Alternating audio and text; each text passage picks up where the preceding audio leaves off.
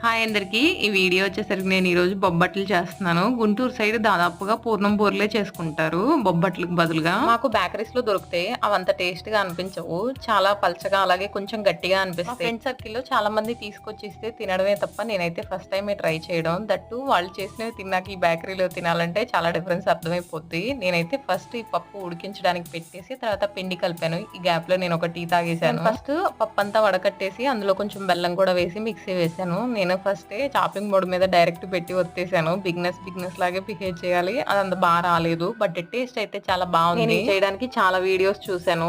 Random గా video తీసాను. First time కదా ట్రై చేయడం. ప్రాసెస్ అది అందుకే క్లియర్ గా చెప్పలేను నేను కూడా. ఒక వీడియోలో 5 రూపీస్ అంట అప్పటికప్పుడు ఫ్రెష్ గా చేసిస్తారంట బొబ్బట్లు. మా హస్బెండ్ ని ఎప్పుడు రిటైర్మెంట్ తీసుకోమన్నా కానీ మంచి బిజినెస్ ఐడియా చెప్పమని చెప్తూ ఉండేవాళ్ళు. ఈ ఐడియా ఎలా ఉంటుందో కామెంట్ చేయండి. ఈ వీడియోకి ఇంతే. వీడియో నచ్చితే లైక్ చేయండి. బాయ్.